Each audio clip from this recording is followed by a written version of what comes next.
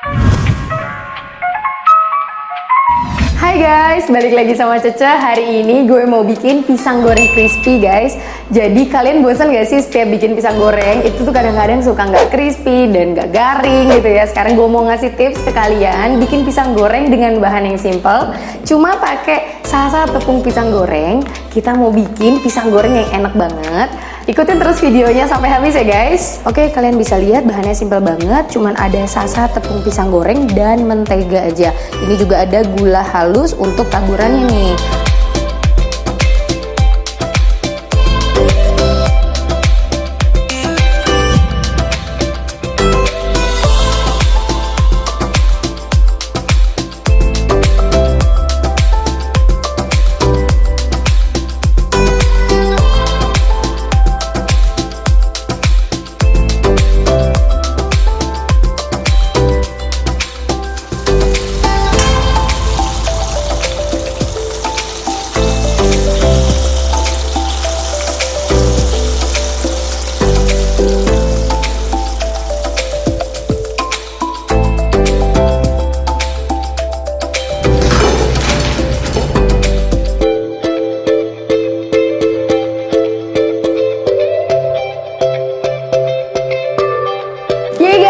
Udah jadi pisang gorengnya dan sekarang gue mau cobain selagi hangat, oke?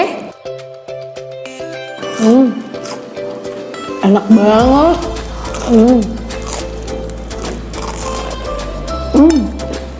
Crispy banget kan?